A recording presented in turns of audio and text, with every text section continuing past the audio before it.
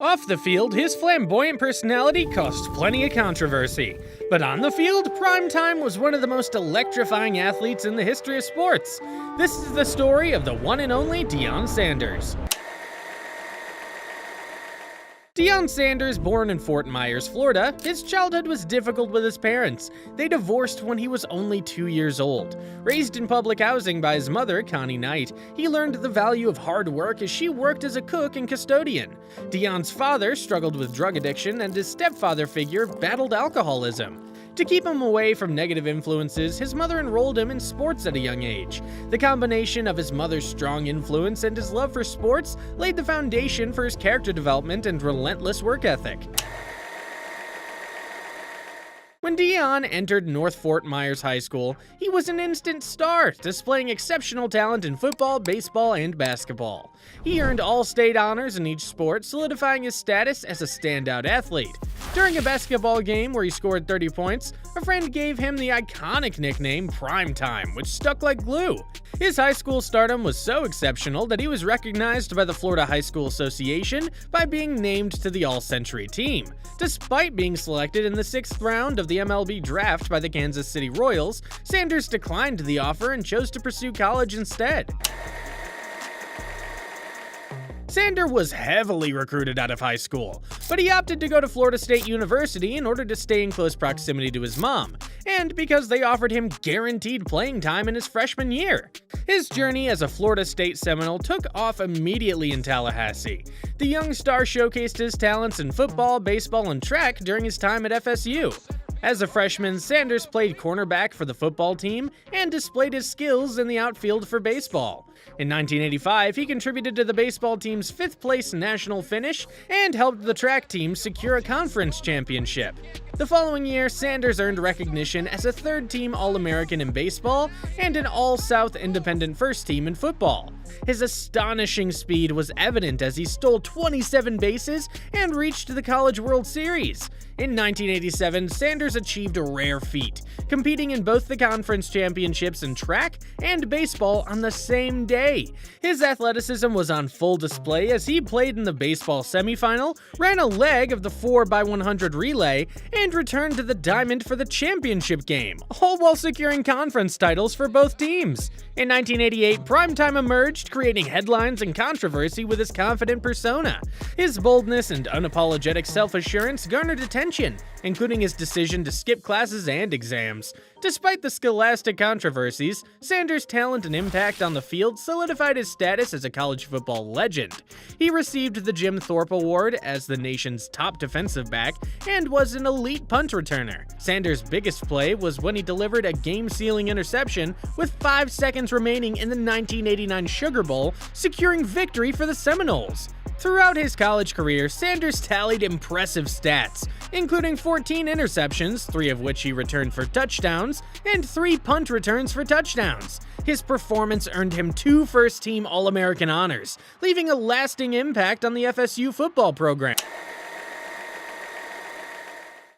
As a junior in college, the New York Yankees selected Sanders in the 30th round and offered him $75,000 to join their minor league baseball team, but Deion was focused on earning a major league roster spot. He made his MLB debut in May 1989, just 1 month before the Atlanta Falcons drafted him 5th overall in the NFL draft. At the NFL Combine, Sanders blazed through the 40-yard dash in 4.27 seconds.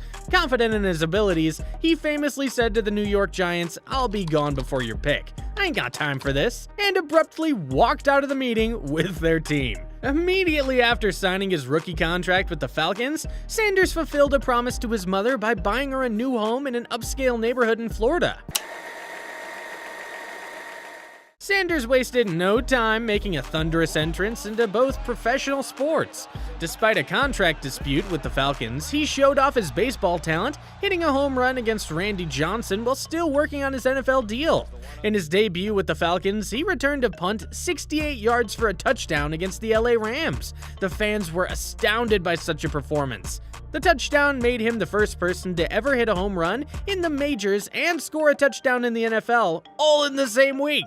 He was fearless on the biggest stage, Primetime intercepted 5 passes in his rookie season alone and added 3 more picks in 1990, while returning 2 for touchdowns.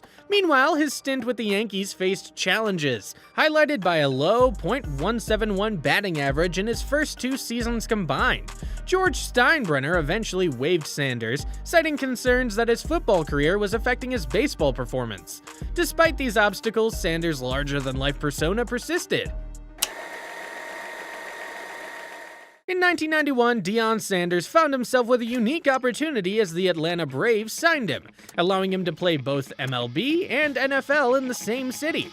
Regardless of his struggles at the plate, he made a significant impact by hitting a 3-run homer to spark a comeback win. Back with the Falcons, he joined forces with a colorful squad led by coach Jerry Glanville, including the likes of Andre "Bad Moon" Rison and Brian Jordan, who was also a baseball player. Their impressive run resulted in a playoff appearance and Sanders' first Pro Bowl selection. The 1991 Atlanta Falcons season marked their most successful in nearly a decade, achieving a winning record and winning their first playoff game since 1978. Even with their eventual loss to the Washington Redskins in the divisional round, the Falcons' performance brought a newfound sense of excitement to the city. In 1992, Deion Sanders continued to juggle an NFL career with the Atlanta Falcons and an MLB career with the Atlanta Braves. Despite Sanders catching 3 interceptions and leading the league in kickoff returns, the Falcons had a disappointing season at 6-10. Meanwhile, Sanders had his best year in baseball, batting .304, stealing 26 bases, and leading the National League with 14 triples in 97 games. The Braves made it to the postseason, and Sanders rejoined the team as promised. However, the Falcons fined him $68,000 for playing with the Braves. Media members also questioned Deion's dedication to either sport. One journalist in particular was broadcaster Tim McCarver, who blasted Sanders for not sticking to one sport. After the Braves secured a World Series berth, Sanders playfully doused McCarver with water in the locker room. While still broadcasting live, McCarver acknowledged Sanders, saying, "You're a real man, Deion." Sanders paid no attention to criticism and excelled in the World Series, batting .533 despite a broken foot, but the Braves lost to the Toronto Blue Jays in 6 games. In 1993, the debate over Deion Sanders' 2-sport career continued. He humorously referred to football as his wife and baseball as his mistress, amidst all the controversy. While playing both sports, a respiratory infection ended his baseball season early. As a Falcon, Sanders shined with 7 interceptions, leading the league. He earned his 3rd consecutive Pro Bowl nod. With his contract ending, Sanders weighed his options and hinted at a possible Atlanta return, but his true desires were evident. In 1994, Deion Sanders had one of the most impressive seasons of his career, excelling in both MLB and NFL. Sanders was in the midst of a stellar baseball season in which the Braves traded him to the Cincinnati Reds. He was batting .283 with 38 steals when the MLB Players Union strike cleared the path for him to focus on football. Sanders left the Falcons for free agency and signed with the San Francisco 49ers, determined to make an impact. In a Week 7 matchup at the Georgia Dome, Sanders faced his former team, the Atlanta Falcons. A scuffle with former teammate Andre Rison fueled his fire. Sanders intercepted a pass from Jeff George and then raced 93 yards to the end zone, staring down the entire Falcons sideline in his signature high-stepping style. A true statement of dominance. Sanders' 1994 NFL season was nothing short of spectacular. His 6 interceptions returned for an NFL best 303 yards and 3 touchdowns placed him in a league of his own. With an astonishing average of 50.5 yards per return, he set a record not officially recognized by the NFL. 2 of his interceptions covered over 90 yards each, making him the first player in NFL history to achieve such a feat. His exceptional performances earned him the prestigious title of NFL Defensive Player of the Year. Even his own teammates attested to his brilliance. Safety Tim McDonald praised Sanders for his unmatched man-to-man coverage skills and business-like demeanor on the field, and linebacker Gary Palmer called him the smartest player he'd ever played with. In Super Bowl 29, Sanders sealed his legacy with the 49ers by recording a crucial end-zone interception in the 4th quarter. He played a key role in their victory over the San Diego Chargers, securing the first Lombardi Trophy of his career. After the season, the 49ers were unable to re-sign Sanders due to a clause in Jerry Rice's contract that demanded that he was the second highest paid player on the team. So Sanders, along with his agent Eugene Parker, courted several NFL teams. The Deion sweepstakes, as it was dubbed by the media, included teams like the Philadelphia Eagles, Oakland Raiders, Miami Dolphins, San Francisco 49ers, and the Dallas Cowboys. Jerry Jones, the Cowboys owner, was superstitious about the number 13, but that didn't stop him from signing Sanders to a lucrative contract. 7 years, $35 million with a $12.999 million signing bonus, making him the highest paid defensive player in the NFL at the time. Reflecting on his decision, Sanders later shared his reasons for choosing the Cowboys. "I wanted more time on the offensive side of the ball, a chance to win back-to-back Super Bowls, and because of my friendship with Cowboys wide receiver Michael Irvin," he said. The prospect of lining up as both a wide receiver and a cornerback while simultaneously playing Major League Baseball was something Sanders couldn't pass up, and that's what the Cowboys were offering. In Dallas, Sanders quickly showed why he was worth every penny of his massive contract. Despite missing the early part of the season due to arthroscopic surgery, he made a huge impact and played a crucial role for the team. The Cowboys' season ended in Super Bowl 30, where Sanders once again made his presence felt. In the fourth quarter of the game against the Pittsburgh Steelers, he recorded an interception in the end zone that helped secure a 27-17 victory, which earned him his second consecutive Super Bowl ring. He followed up that season with impressive two-way play for the Cowboys, not only continuing to lock down as a defensive back, but also impressing as a slot receiver. In 1996, Sanders took impossible to new heights by also receiving for 475 yards while juggling the demands of being a dual-sport athlete. Primetime was nothing short of spectacular. Sanders' impact on the team extended beyond his on-field performances. His charismatic personality and confidence were infectious, lifting the spirits of his teammates. During his time with the Cowboys, Sanders' flamboyant style and trash-talking antics made him a larger-than-life figure. He wasn't afraid to speak his mind both on and off the field. Deion Sanders was not just a star on the field, but also a master of capitalizing on his image and charisma. Known for his custom-made snowy suits and flashy jewelry, he embraced his persona both on and off the gridiron. In 1994, Sanders dipped his toes into the music world, releasing his rap album titled Primetime on MC Hammer's Bust It Records. The album featured singles like Must Be the Money and Primetime Keeps On Tickin'. Following his victory in Super Bowl 29 with the San Francisco 49ers, Sanders took the stage as the host of Saturday Night Live. There, he performed a medley of songs from his album, including the catchy tunes Must Be the Money and Haty Haty Hey. Not just a rap star, Sanders found himself in music videos alongside his friend MC Hammer. He appeared in the Too Legit to Quit video and made an appearance in Hammer's Pumps and a Bump video. Taking his love for sports to another level, Sanders joined forces with Hammer's Roll With It Entertainment and Sports Management. This venture included notable clients like Evander Holyfield, Reggie Brooks, and of course, Deion Sanders himself. Sanders' fame extended to the world of video games when he became the official spokesman for the Sega Sports line in January 1995. Television commercials became another avenue for Sanders to showcase his larger-than-life personality. He charmed his way into American households by representing brands like Nike, Pepsi, Burger King, Pizza Hut, and American Express. His most memorable ad appearances were in a Pepsi commercial as the Roadrunner with Wile E. Coyote hot on his heels, and in a Pizza Hut commercial featuring him alongside Dallas Cowboys owner Jerry Jones. Through his dynamic presence and boundless talent, Deion Sanders proved he was more than just a football star. He was a captivating force in the world of sports and entertainment. He was a living legend, experiencing fortune and fame. However, in spite of all the success, Primetime was quietly struggling in his personal life.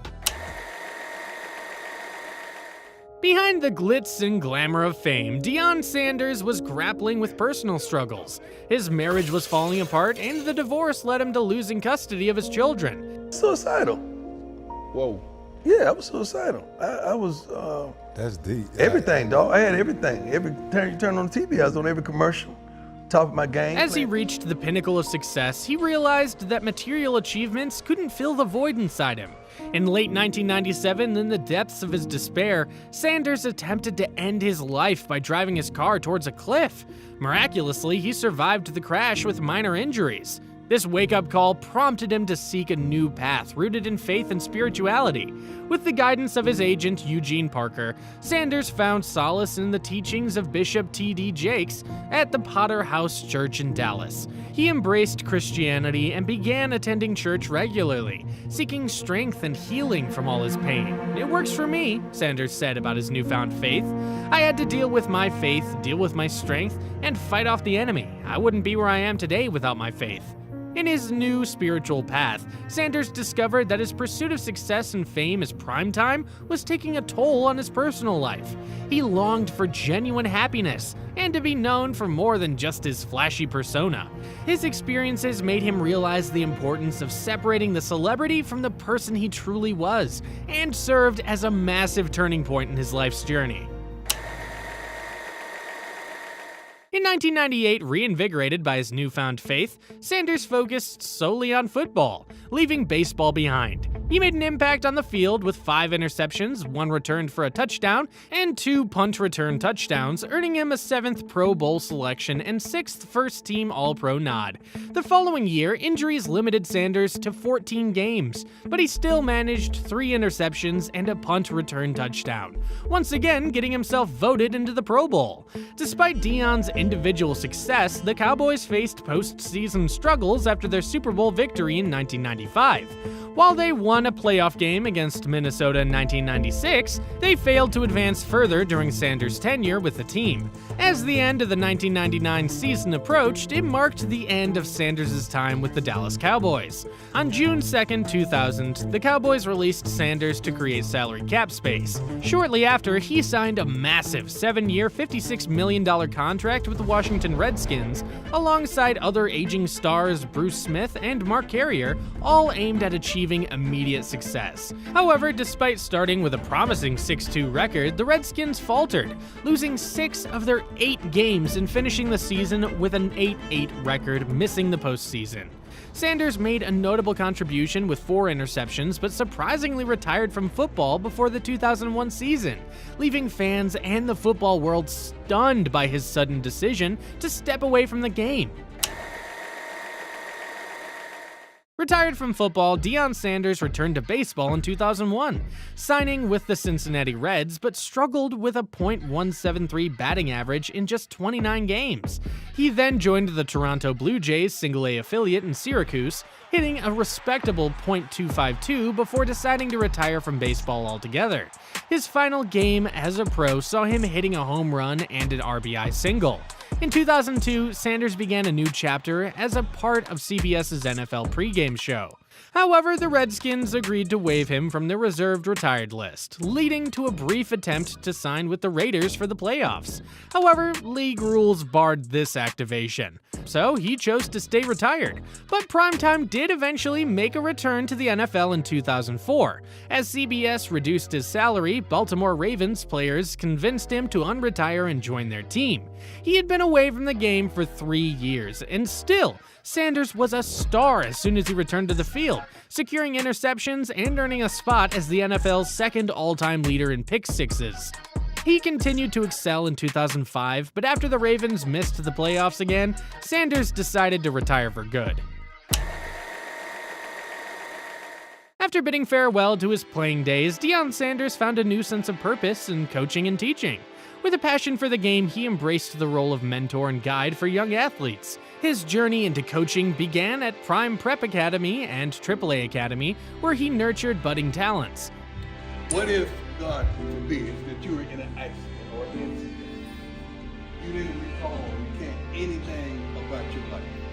But the next thing you know, you pick it up in that hospital room, in that bed, and you see a multitude of coaches. As an offensive coordinator at Trinity Christian High School, he shared his wisdom and love for the sport with the next generation. But destiny had more in store for Coach Prime. I'm crazy enough to believe that the children are still In 2020, the Jackson State Tigers welcomed him as their 21st head coach. It was a dream come true for Sanders, leading a historically black college and university in the Southwestern Athletic Conference. The pandemic delayed their debut, but when the moment arrived, Sanders and the Tigers roared with determination. Despite a shortened season, they notched an impressive 4-3 record, setting their sights on greatness. Coach Prime's impact extended beyond the wins and losses. He used his platform to shine a light on HBCUs, bringing attention to their talents and potential. And it paid off. Jackson State began to dominate their opponents, going 27-6 the next 2 seasons and 19-12 with their division. More HBCU athletes were drafted and top recruits began to look beyond the usual powerhouses. But Sanders wasn't just focused on football triumphs, his mission went deeper. He sought to level the playing field, to challenge the status quo, and to provide the support and love young athletes needed. With faith as his guide, he believed in the power of self-belief. We got a few people that want to dominate, that want to be all they can be. You need to follow them, because there ain't no leaders right now. It's a bunch of followers. Somebody take it upon themselves and lead. He knew that to make a difference, you first had to believe in yourself, and Coach Prime embodied this belief, inspiring all who crossed his path. Through his journey, Sanders discovered his true calling. No longer masked by the flashy primetime persona, he stepped into the role of a mentor, a role model, and a guiding force for the young minds he encountered. Coach Prime had arrived, and his voice resonated not with fame, but with the genuine desire to make a lasting impact. After his outstanding work at Jackson State in December of 2022, Primetime accepted a head coaching job with the University of Colorado Buffaloes, making the difficult decision to leave Jackson State. The move will test his abilities as a head coach in a major NCAA conference as he attempts to take his coaching career to new heights. Deion Sanders, a true dual-sport icon, left a lasting impact on and off the field. With numerous records and awards in both football and baseball, his greatness was undeniable. 8 Pro Bowl selections, NFL Defensive Player of the Year, and 2 Super Bowl championships marked his football journey. He also achieved the rare feat of playing in both a World Series and the Super Bowl. Inducted into both the College Football Hall of Fame and Pro Football Hall of Fame in his first year of eligibility, Sanders' legacy inspires countless athletes. Throughout his career, he has undergone a profound evolution as a person, reshaping himself from a self-absorbed superstar to an admirable role model. When it's all said and done, you have to acknowledge that Primetime will go down in history as one of the most incredible athletes to ever lace him up. Period.